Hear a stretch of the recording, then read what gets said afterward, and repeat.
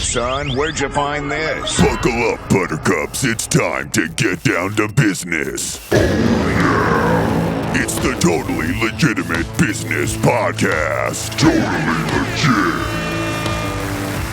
It's a Totally Legitimate Business Podcast, and we're back again here, joined once more by the most incendiary guest of all time, Mike Moshman. Here he is. He's come back. There's just no way that that's true. It 100% is.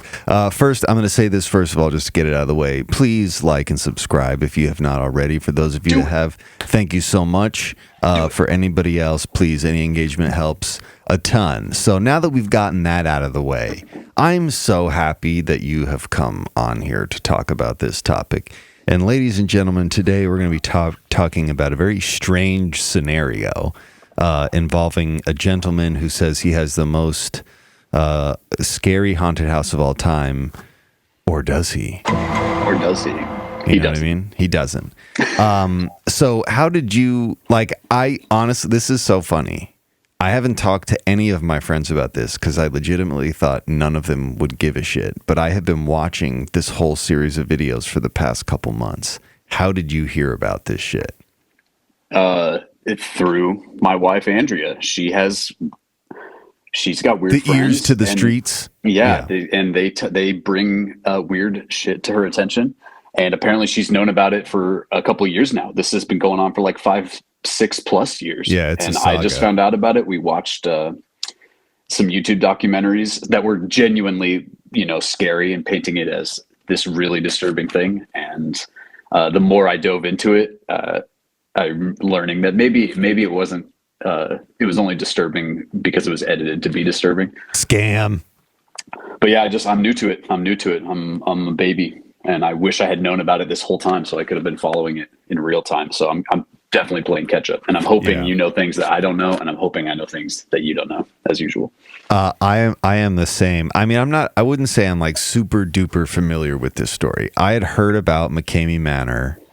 But what's strange is I had heard about McKamey Manor before I discovered Reckless Ben's incredibly chaotic good content. Oh, chaotic good. I don't know if you've watched any of the other like long form trolls he's done on the cult that owns that restaurant and like all this other shit. I saw those clips, Dude, clips from them. I didn't watch the whole thing. He's a genius. It's like trolling for the greater good. Yeah, but, level 99 trolling. Yeah, 100%. But I had heard about it before then, but even that was before I legitimately thought it was a haunted house, but not in the haunted house of the sense like you go for scares. It looked like a haunted house for people that were into like torture fetish.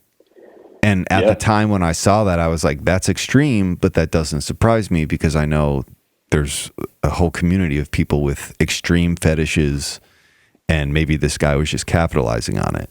And I didn't necessarily think anything negative of it. In fact, I thought that's like a genius business move for people, the offer to thrill people who are into those types of very niche and kink thrills. Agreed. And I think that's a cool part of the conversation and talking with Andrea about it. We came to it with a perspective of absolutely no kink shaming involved, absolutely full not. Respect for consensual acts, as crazy or as violent as, as they might seem to me. Yeah. If these are consenting adults, whatever. But very quickly you watch some of the stuff and it's like, well, maybe that's still not okay, even if they are consenting. So that's a cool part of the discussion for me. It's definitely not. And what's crazy is like with all the stuff that has been written about McKamey Manor and with all the content that Reckless Ben has made about it, it's just now at the point where they can be like, oh, here are tangible crimes. And the crime is going to be he had people in his barn. That's the crime. They're not like videotape evidence of people saying no and then being fucking tortured or something, like, on the precipice of tortured or physically harmed, like caused to bleed. Yeah, and I've seen those clips I don't for know. myself. I mean, that's a fact. That people wasn't suffer doing bodily it. harm. Apparently that wasn't doing it. But the fire code, Yeah, that's the fire a line code. we cannot let be crossed. I don't know. I just found that to be super funny. Like, Well, the degree to which the law enforcement has ignored this stuff remains unclear to me. I mean, I've scoured Reddit and stuff, and there's a lot of anecdotes out there of people claiming to be neighbors and people claiming, that they have seen people being dragged into his house, out of a van screaming for help and having called the cops, and the cops claiming, no, it's part of a show he's done. He warned us in advance that this was going to happen. And this is routine. And they just like claiming that the cops don't respond. And that blows my mind. But I definitely want to be clear. The really bad stuff I've read about seems to be from years ago. Like the difference between what he's running right now, which is like comedic and what we see in the Reckless Ben videos, versus what he used to do, which seemed to be genuinely terrifying for the community that lived around him. yeah.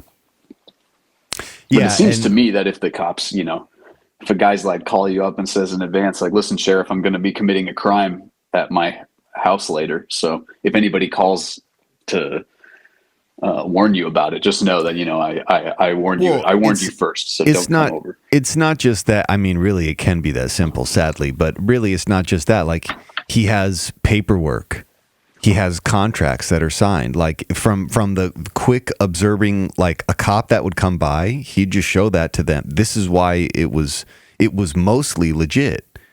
What was not legit was the fact that he had people in his barn, and his barn didn't have exit signs and a sprinkler system. Like, and as we know, according cops to the are book not of lawyers, the law. so Yeah, they're that's not gonna... and even lawyers aren't going to prosecute a crime if it's not a crime. Like, these people signed a waiver. They came here on their own accord. There's videotape of them at the very end saying they had a good time, and that's apparently an important part of it. What can we do? He forces them at the end to say enough, it was all consensual. Yeah, but there's so much to unpack there, dude. There's so much to unpack. Well, let's get to unpacking. There's video evidence of people going through the waiver under extreme duress. Yeah, and like they're like visibly crying and in pain while he's like having them go through this 40-page waiver. And did you happen to watch the Legal Eagles video? He made a Halloween video about this. Do you know the Legal Eagle? Legitimate lawyer, makes a lot of videos about all kinds of like modern litigation stories, and puts it in very easy to understand terms. He made a great Halloween themed episode about McKamey Manor. So shout out to Legal Eagle. I'm a big fan. Shout out to Legal Eagle. And he talked about how, essentially the contract would be null and void immediately because it's being signed under duress. Yeah. I also read on, maybe that was something I saw in a documentary, but there's some misspellings throughout the whole 40-page document, which did get leaked. It's multiple times. There's the word liable is misspelled as libel. And that alone can make the whole thing null and void as well. Yeah. If there's keywords or that are just misspelled. make the whole contract apply to something completely different. Right. I mean, if you're going to do a torture waiver and you're misspelling the word liable, that's pretty bad. But again, it's like the appearance of it being legit. I appear to have an LLC. I appear to have contracts.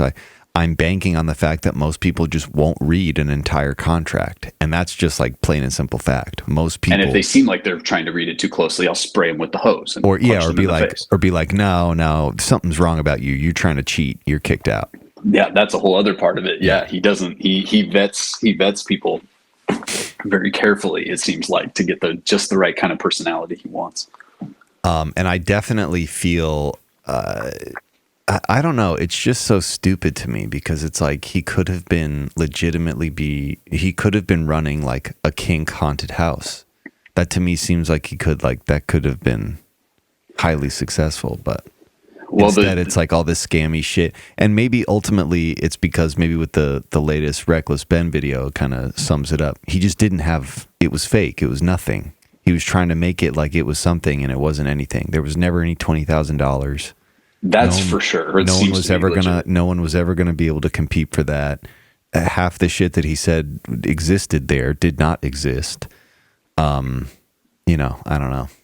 And I feel like it's almost, I mean, it's gambling at that point. And that's one thing that immediately struck me as being potentially illegal. Because I feel like if you're going to run, I mean, in Vegas, you're going to run a gamble like that, you got to prove to some sort of third party that you have the prize money. Right. I mean, game shows have to do this.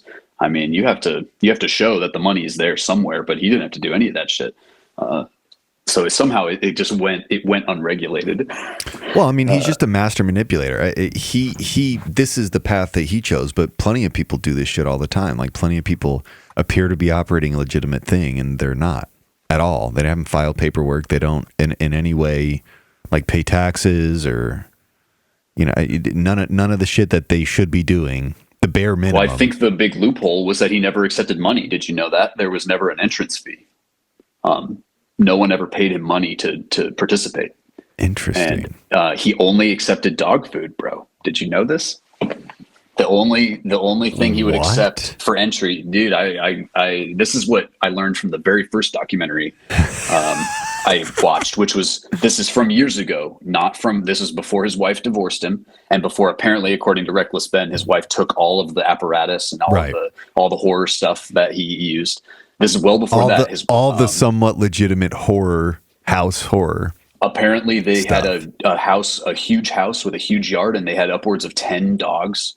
Anywhere from they had as she says, at one point they had 10 dogs they were taking care of, and they would accept dog food as the entrance fee.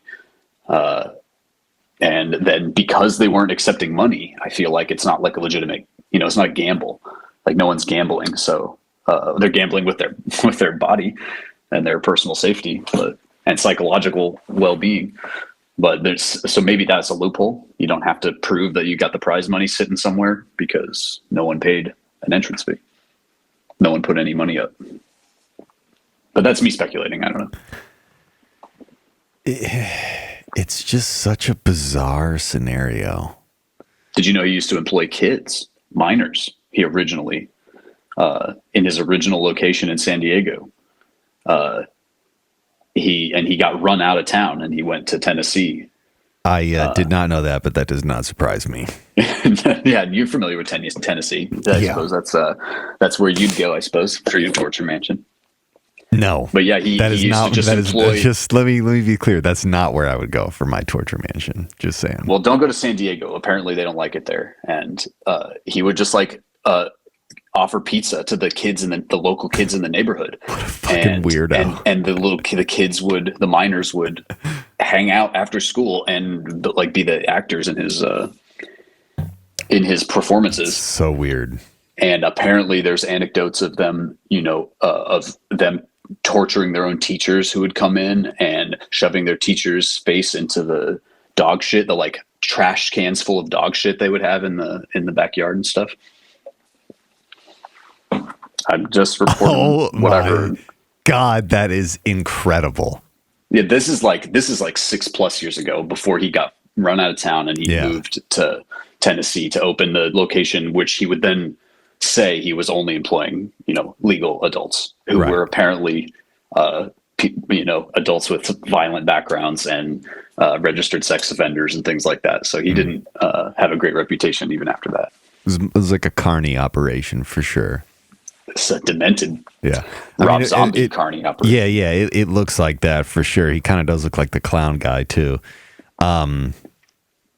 So let's, for those of you that have no idea what we've been talking about for the past 15 minutes. Oh shit. Let's just do a quick summary here. I've got a few links pulled up. We keep referencing a YouTube creator named Reckless Ben. This is his page. It's incredible. There's a ton of content about McKamey Manor. I really do highly recommend Reckless Ben's videos. They're insane. There's one in particular that I watched with my mouth open. I was just like, this is unbelievable that he trolled this hard. His work is incredible. His work is incredible, and it's he's conducted a lot of these. They're like psychological operations. It's like, honestly, but psychological operations for good. It's so strange. He sees the psyop that McKamey Manor is trying to run, and he's like, nah, I'm going to troll he that adds out of town. just enough humor he doesn't take it seriously. Just enough. Like, he does take it seriously, it seems like, because he's under his own lawsuit with McKamey Manor. But he's definitely serious about this, but he also understands the stakes. I mean, he knows it's a scam.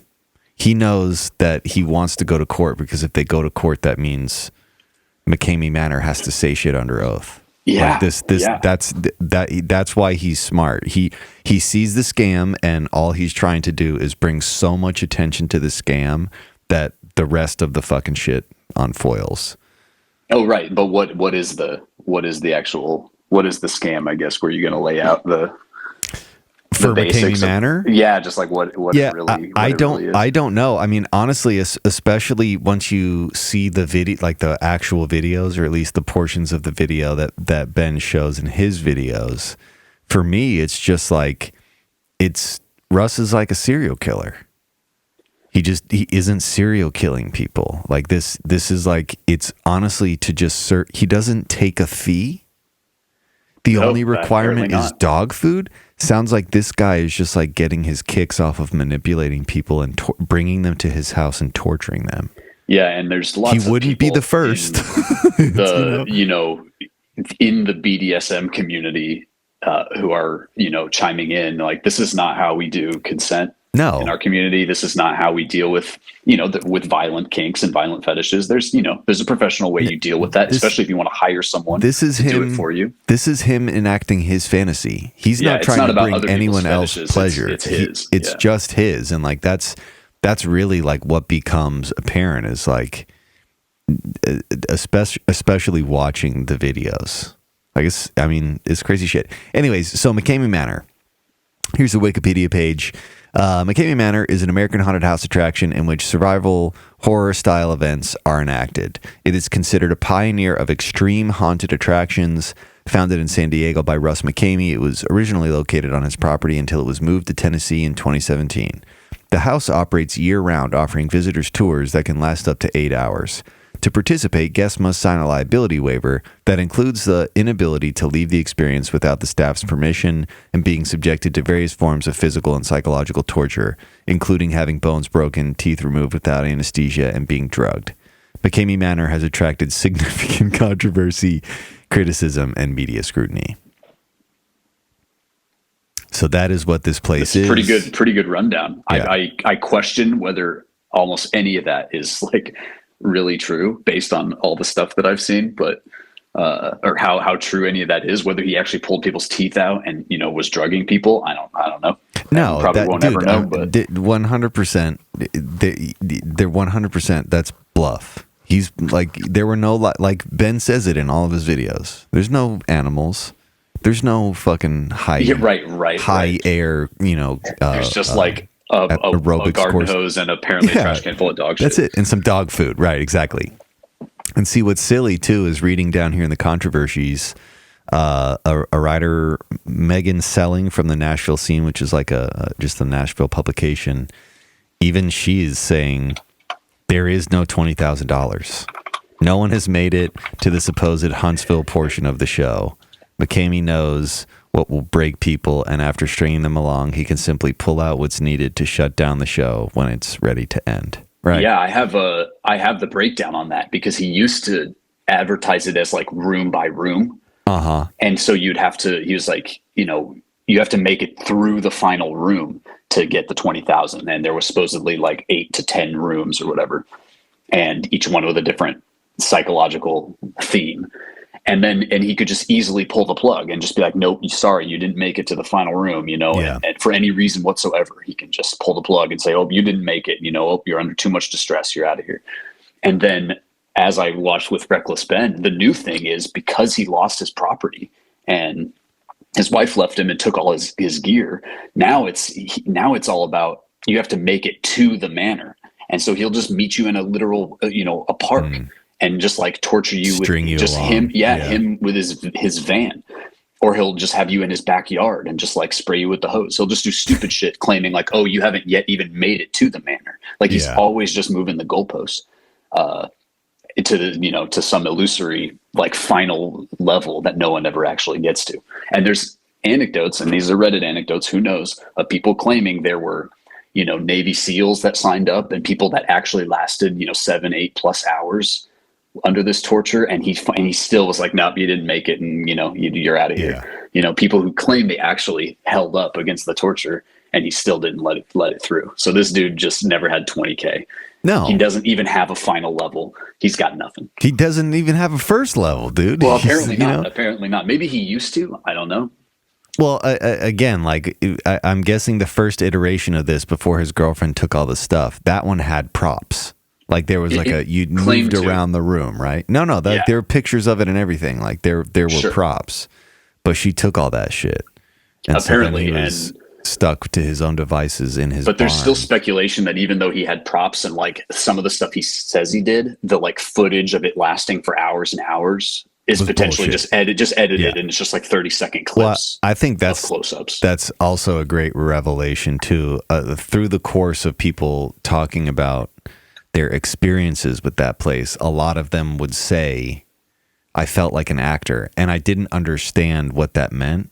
But after seeing the video, he was literally just trying to make promo. Clips for Facebook ads or whatever, something. Well, because that's where he makes his money, not from the entrance fees. He presumably makes his money by selling the unedited footage or whatever, which I'm sure are still heavily edited through his website. You can go to his website, and apparently it's still I've got it pulled still up. The same as it's been it's since fucking like 2017. trash. Yeah, it's absolutely this trash. fucking thing is trash. This site I'm glad is you trash noticed that right away. Misspelled words, just messy. It looks like an early 2000s webpage. To get a better site, this is trash. This is a trash website. And according to things I've seen, it has not changed, including like the figures of how many people are on the wait list. Obviously, if you don't know any of the story, the boast is that there are like 17,000 plus people on the wait list at any given time. There's not. That's not true. There's not. And Reckless Ben pretty much proves that in his videos. Yeah, because he gets back there multiple times. He gets most of his friends. He has like a small friend group, and they all get immediately accepted. Yeah. And you can watch it all. You guys got to see it. Super duper watch desperate. His videos. So fun. It's honestly like it really starts to take on more of a sadistic undertone when you realize he's just like out in the country in Tennessee. This is just a weird guy who's luring people into his barn that he shouldn't have people in because it's not up to fire code. And he's living out whatever torture fantasy he wants. And he doesn't even have actors that work with him.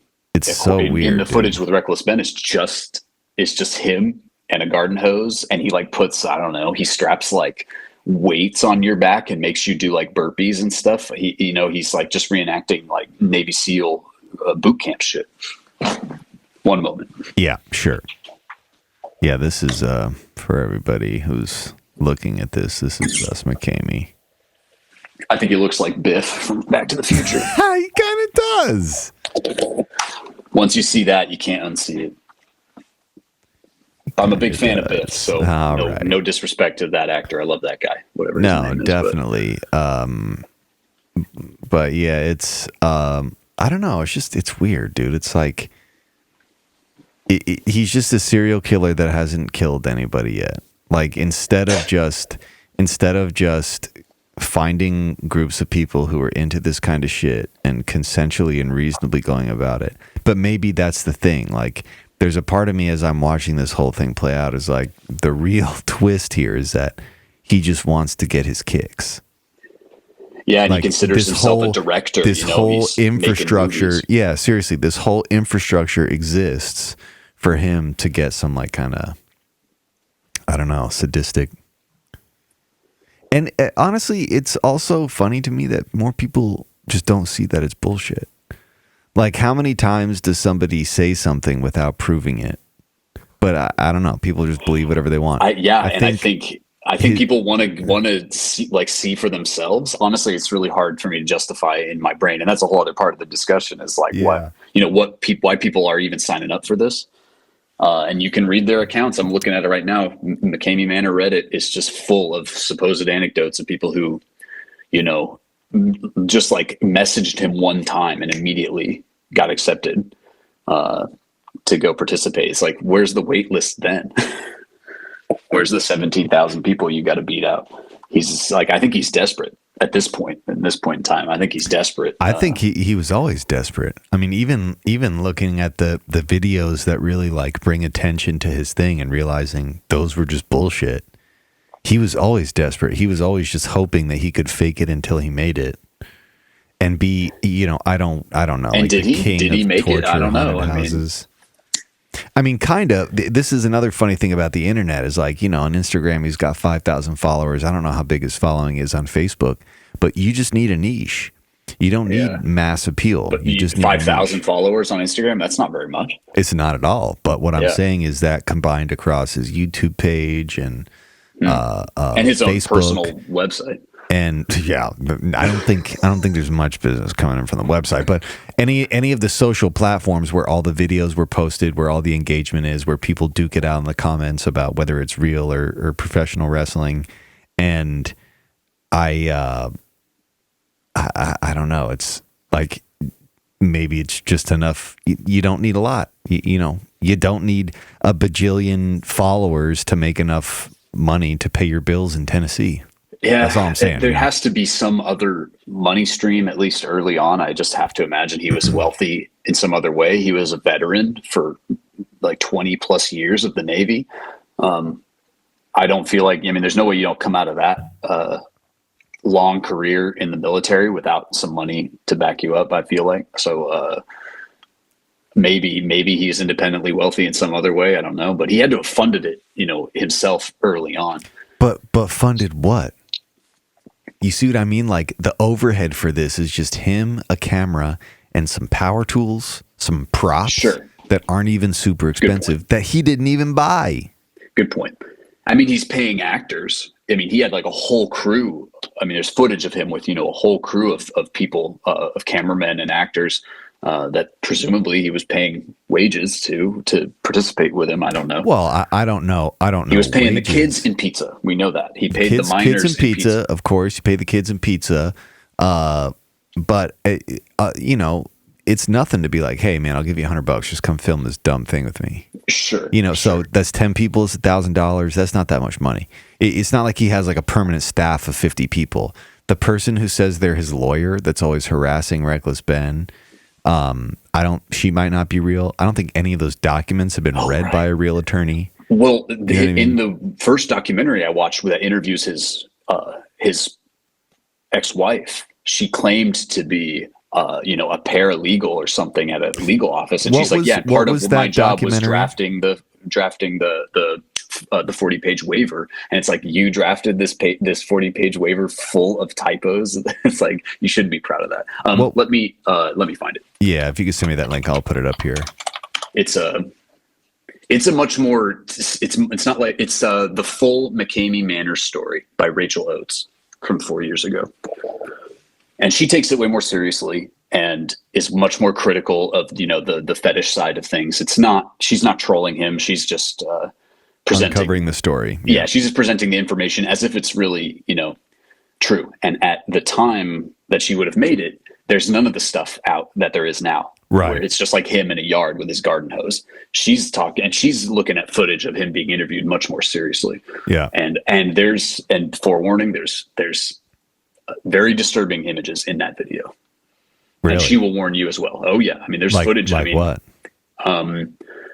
People screaming to be let go. People covered in blood from from wounds on their mouth. People getting slapped and people getting hit. And, you can always make the argument that those are paid actors too. Who knows? Interviews with people right afterwards who are kind of coming out of the delirium of going through it all. And one lady immediately is like, when can I sign up? Like, when can I, work with you? Like, immediately she wants to do it to somebody else. As soon as she's done, she's like, that was crazy. When can I be an actor and do it to the next person, and it's obviously there's short clips, but you gotta be prepared going into that video. Yeah, well, I feel like even that might be suspect now, because like after watching all those videos where the most important advertising videos that he made were totally scripted. Like you got to think, like maybe in the beginning he manipulates people into thinking it's going to be like this super cool thing. It's going to be like this real business, and we're going to do it right, and it's going to be the most intense haunted house ever. And he's got people that, and maybe it'll push the limits, but it'll still be he gets people who are into that shit, and he gets people who are like, oh, okay, well, if you want to be an actor, you have to go through it. And he's filming those things and only uploading the most extreme clips.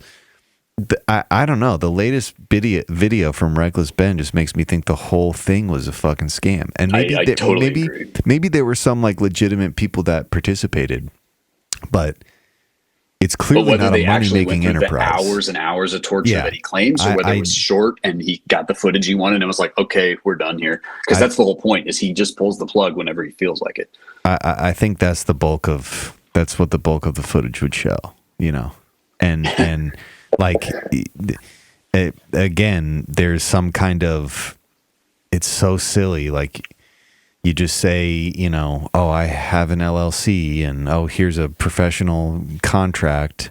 And my wife's a paralegal, and she drafted. No, he didn't even. He wouldn't even say that. My lawyer. Everything's a show. Everything's a scam. And every layer of the thing is a fucking scam.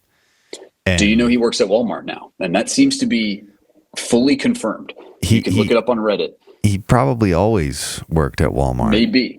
But you can see it now. People have identified the exact store he works at. People have pictures up of them like meeting him at Walmart. So whether that's, just out of desperation because he's not making money anymore or whatever, he's clearly fizzled out so hard that he apparently works at Walmart and does like movie reviews of horror movies, where apparently, according to Reddit, he's extremely squeamish about gory horror movies and doesn't like them. That's another tidbit for you. Well, yeah, and none of his things were particularly gory. They were just extreme. I saw the footage of the guy being dragged behind his truck through gravel. That's gross. I wouldn't say it's excessively gory. That one was the most violent in terms of blood and damage, but I wouldn't say it's gory in comparison to like a gory haunted house or a gory 80s horror movie. You know what I mean? Okay. It was the most gory thing. Yeah. I think the appeal of McKamey Manor was the reality. The excessive gore isn't necessarily reflective of nature, but getting kidnapped and somebody waterboarding you, that's kind of a reality. Yeah, we didn't talk about that. And that could happen, And people have chimed in and they're like, that's, there is a BDSM community for suffocation and things like that. And it's like, you have to be trained to do that. You have to be so careful when you're doing things like, fake drowning and it's like surprise, but people can die. Yeah. It's but just from the footage that he's released, people are like, this seems extremely unsafe, and these people don't know how to do it properly. Yeah. And it's like, well, that's not a surprise, but it's another reason why it might all just be an illusion. And I want to be clear, I'm entertained by it 100% regardless of how real it is. Like, I love the whole idea, even if it's a whole troll on his part. I'm still like fully on board with this story. Why? What has made you so committed to this? I don't know. It's just really thought-provoking for me. Like, I like to imagine, and that's another, question I would pose to you or anybody, what would you go through for $20,000? That's the kind of thing I like to think about for myself. And, what kind of contract would you sign for $20,000? So I just kind of like to imagine, if it is real, what kind of person could survive it? What kind of person would sign up for it? Why there's been no legal repercussions for this guy? Just there's so many angles of entertainment for content purposes that just make me really interested in it. And if this guy's just a master troll himself, then maybe he's like an ultimate supervillain. And also, when are they going to make a sweet movie about it? Yeah, no, dude. I mean, that's kind of the vibe I'm getting. Like, he's just a mess. He could have become a serial killer, but instead he designed a way for him to like live out his fetishes. Do you know that he considers himself a Puritan, and that he doesn't drink or smoke, and one of the easiest ways to get kicked out of his torture dungeon is to use profanity. It's in your contract that you're not allowed to use any profanity. Wow. Or take the Lord's name in vain or anything like that. Like, he's like mysteriously religious. No. He thinks God's going to be okay with the... There's some deeply repressed shit there. I'm telling you, he could have become a serial killer, but instead he opened a scam haunted house. I'm not convinced he's not a serial killer, to be honest. And dude, maybe he is, but all I'm saying is like the people that go to this kind of level to live a lie like this big, they're like serial killers. And yet be so charismatic on camera, because if the documentary I just pointed you towards, he's interviewed in that pretty heavily, and you can see he smiles right through his teeth, and he's charming and upfront, and he's just like, this is just what we do here. And if you don't, classic manipulator, but a classic sociopathic. That's what I'm saying. Killer like behavior. He's checking every fucking box, and I don't think it's worth glazing over. Like, this whole infrastructure exists for him to just get his kicks and food for his dog. Slash pack of dogs. Oh yeah, okay, pack of dogs, right? The wife says at one point they had 10 dogs, and that's how they got that food tracks. For them. Sure. That does not surprise me at all. But you said something about legal action. I think it's important to note that there is now legal action against him. Correct. There is an investigation that just started last October, and the Tennessee Attorney General, this is in the Reckless Ben video, but the Tennessee Attorney General, so much of a stink has been caused now that an official investigation is being opened. But again, like, it took this YouTuber trolling for months to get all of the witnesses and all the evidence. And even that, it's like the evidence is... You can see that we're in the barn. That's how complex it is to fucking enact on the books justice. I don't know. It's just crazy, but you got to give him chaotic good. It's like chaotic good is Russ McKamey was not expecting any of that, and that just made it that much sweeter watching it all play out. Yeah, and the videos of him torturing Reckless Ben's friends, even getting trolling him. Getting the hard drives. Getting the hard drives, that's major. Yes, we didn't talk about that. That was the whole thing. There was a rumor that he had lost his hard drive that had all of the unedited footage that would be super criminally damning. And apparently he got a hold of the hard drive, and he talked to people who confirmed there was a hard drive. And I don't know. I don't remember him saying, he doesn't reveal certain things, Reckless Ben, but I don't remember him saying how he got the hard drive or where it came from. But apparently they got it. Yeah, he doesn't reveal that, and rightfully so. But the main thing, the main footage he released from that hard drive seemed to be the footage of the guy getting dragged through the gravel. It was that, and that's not edited. I don't know. It was that was legit footage. No, he did get fucked up like that. Those were real injuries.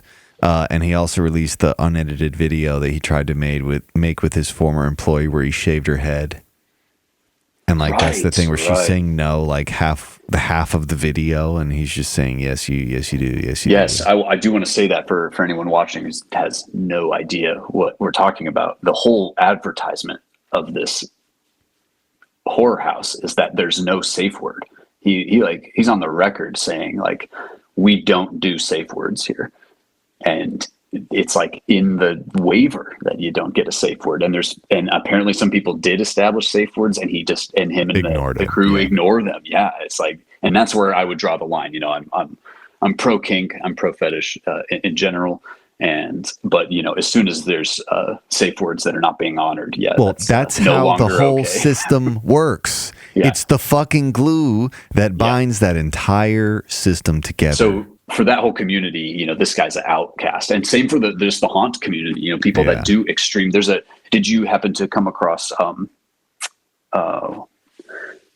the other more extreme, much more serious psychological haunted house?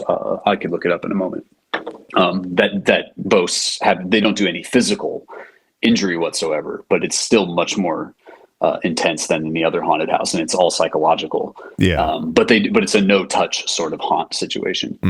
And people who work in that sort of community considered this Russ McKamey to just be a complete outcast, and he shouldn't even call himself a haunt, because it's not the same. Not the whole thing is a fucking scam. It is not. I mean, I'm not gonna lie, even the shittiest escape room I've been to looks like it's more involved and better thought out than any iteration of McKamey Manor. Yeah, and that's not saying much. I've been to some shitty escape rooms. I just did one, and it wasn't great. It was at the mall, but I actually had a great time. And afterwards I was thinking about sort of the adrenaline you get when you complete an escape room, even if it's shitty, just like being under time frame and completing the task, and you get done, you have sort of endorphins of having got through it, regardless of how tacky it was.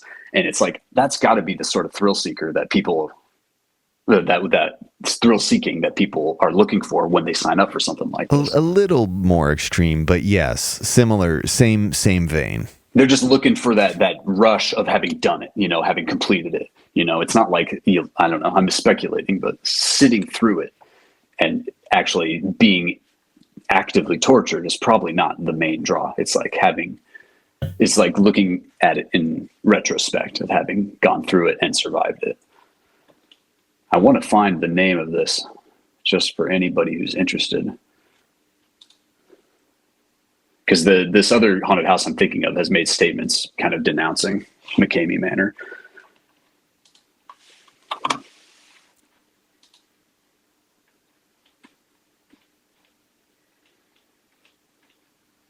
But I think it was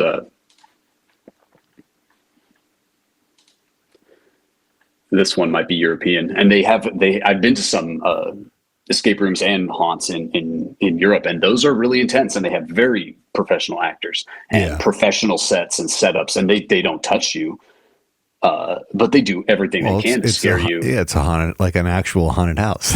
And it's fun. Yeah. And I enjoy that kind of stuff, which is another reason I'm fascinated with the stories, because, I could almost be someone who would be interested in something like this, but I'm not about to sign away my right to have my teeth pulled.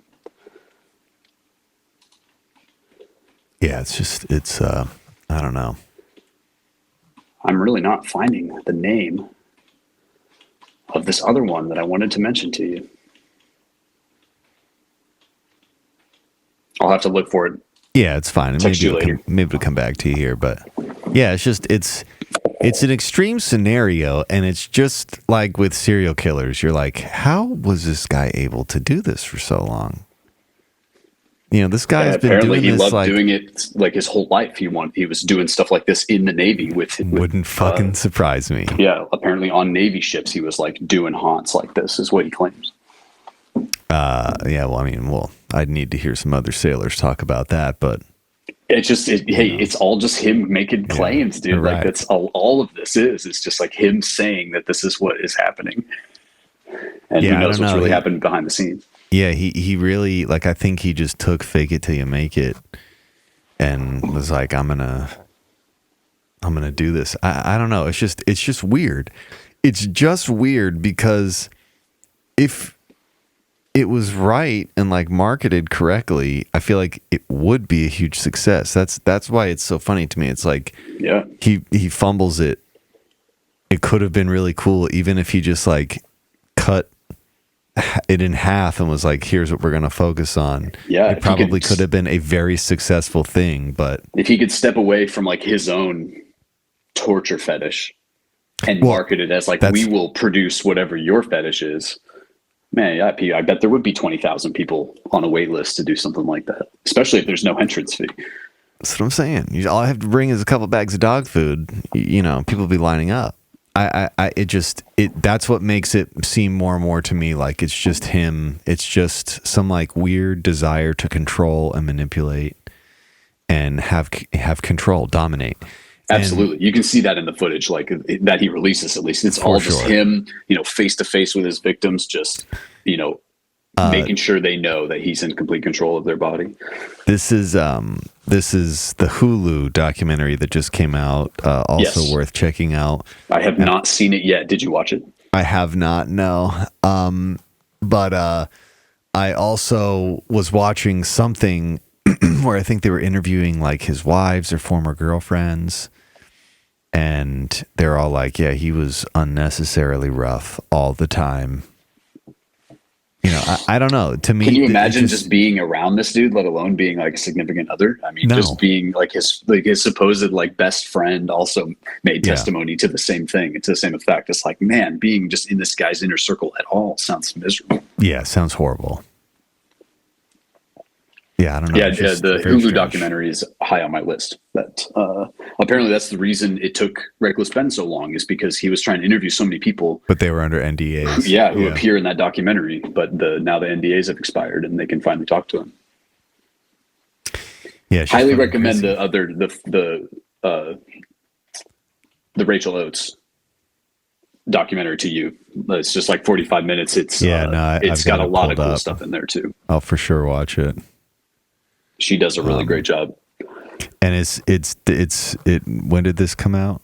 4 years ago. Yeah. And I gather that was like in his prime, sort of, when he had just moved from San Diego and opened this new location. And he supposedly had a second location even opening in Alabama that never actually happened. But that was before the scam was uncovered. Right. Before Reckless Ben was like, no, it's actually just like a dude in his backyard with a garden hose who's so desperate for participants that I got not one, not two, but like all three of his main buddies to do it in a short span of time. Like they all got accepted with no resistance. Yeah, apparently with no resistance, just like back to back. And all they had to do was like fake a little Zoom call to this guy.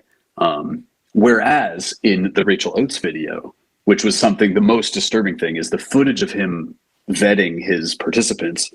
It's all women. It's all like women saying like, oh, I just want to prove to you that I'm not a wimp. Yeah. And it's like, there's a lot of ways to prove to yourself that, you know, you have courage without just signing your life over to this random dude. But it seems like he, in his prime, was really vetting the participants to be the most vulnerable people he could possibly find, as opposed to people who had just had like genuine fetishes and they wanted to live them out. You know, to me, there's a big difference there. There's an absolutely huge difference. And in any case, it's just him like manipulating. I mean, even watching like how he would do the first call, like watching all the videotapes of people's first interactions with him, he's like super amenable, and then as it gets closer, it's less amenable, and then when you're there, it's I don't know, it's like so clear that it's just this guy. He found a way to like continually refresh his cycle for gratification or dominance or control. And you have to imagine that it's just he puts so much effort into it. The only other people that put that much effort into something like that are serial killers. So, or at least wannabes. And for me, I guess maybe it's like it's too much credit to say that he could be like a really good serial killer. I feel like he's like a serious wannabe who's using the internet and his little camera to really make himself seem like he could be this mastermind. Well, and really, I think he's just like a boomer who's too scared of gory horror movies. I'm not saying he's a mastermind. I am just saying he's a manipulator. He's manipulating the situation to get exactly what he wants. Clearly, he's not a mastermind because Reckless Ben was able to completely disassemble. He's the real mastermind. Seriously, Reckless Ben is the genius here. But Russ, I think, at least in the circles that he was in, he was the most intelligent with regards to how to manipulate people to get to do what he wants. And, again, like that's typical predator behavior, like particularly working with people who you can control or manipulate or and that tracks with ultimately all the people he would hire them on, and they'd be real close, and then all of a sudden there'd be some real bad situation where he would turn on them. Always happens. It always happens because once they can't necessarily get anything from you, or they're not getting the same level of control, then you're useless to them. So I don't know. It's just so strange. He puts so much goddamn effort into it. And I feel like at worst, or let's say it differently, at best, the people who were in his inner circle that eventually abandoned him, at best it was maybe like promises he made, like, oh, eventually you'll get a salary, or eventually we're going to make big revenue, and he just like never came through with his promises. And they were like, all right, well, I'm going to go do something else in my life and potentially my talents. If somebody feels like they're bringing genuine acting or genuine production value to the haunt. But at worst, maybe, it seems to be the case that, there were threats of violence and threats of releasing footage that he had. I was like, I have footage of you torturing people, so you can't say anything about me. Or you can't go and you can't bring this to the cops because I have all the footage of you doing horrible things. So it's really, we'll never know. We'll never know for sure. But there's a lot of reasons I could see of why people would abandon this dude. If they start to pick apart this story, like if it goes to a trial or like there's a court case around it, there will be a lot of details. Like I'm sure a lot of this shit will come up, not necessarily in the sense of like what was his master scheme or what made him like that, but just the details of this shit. Because like if he was truly a mastermind, he wouldn't have compiled all that. There's a lot of loose ends. Okay. There's a lot of loose ends. The footage is one thing. Not keeping the hard drives on lockdown is another thing. Yeah, what? Openly broadcasting the way he was on social media, outright lying. I mean, even just from like a business perspective. Admitting to crimes on his... sure. Admitting that he does not obey the safe word this on video. How? This shit just happens in the sense that until people pick apart that all of the stuff that he has put out and all the stuff associated with him with a fine-tooth comb, you can't really put the whole puzzle together. But like once people start doing that, once you have like forensic accountants going through everything and people picking apart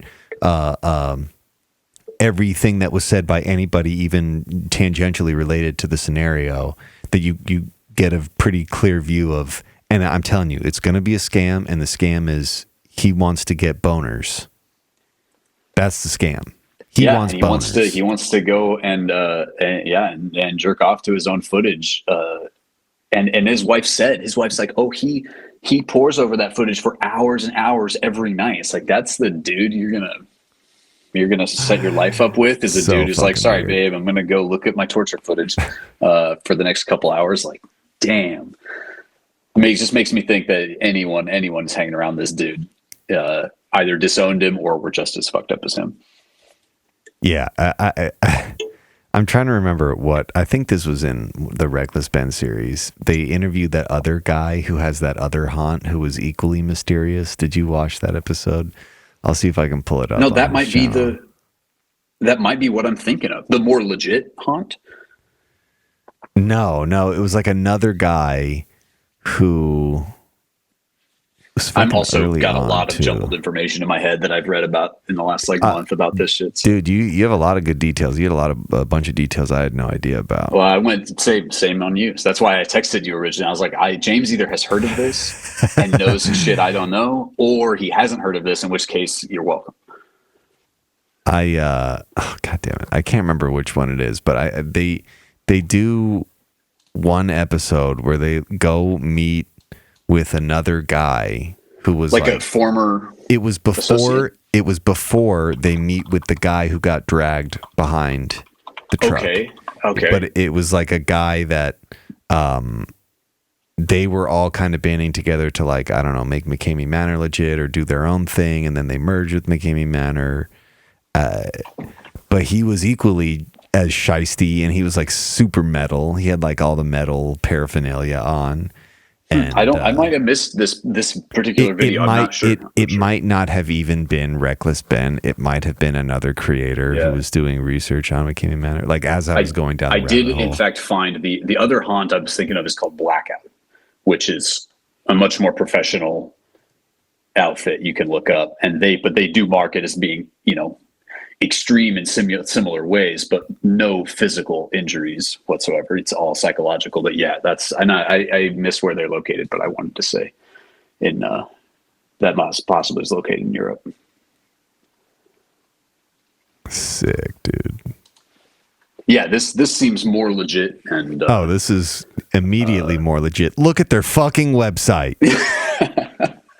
Look at their fucking website. Yeah, this is legit. It wasn't made by just one boomer ex-Navy Puritan guy. Yeah. Yeah, that blows my mind. How this dude also markets himself as being like puritanical. It's like he somehow convinced himself. Either he's lying, which is fine too, but it's like you're trying to market yourself as somebody who's convinced himself that, you know, God's going to be happy with you because you don't drink or you don't smoke and you don't curse, but you can treat people this way, invite people into your home and treat them this way. But I'm still cool. I'm square with God. The cognitive dissonance going on there is insane to me. Again, you'd hear serial killers that had a relationship with God, like in the traditional Christian or Judeo-Christian sense, like we're religious. But then you also had serial killers who believed in God only in the context that they were God, you know, and either way, they're just saying that. And this is, again, on par. They're just saying that because that's what they think people around them want to hear. Yeah. And they'll say that because, like, oh, this is a good person though. Yeah, like right.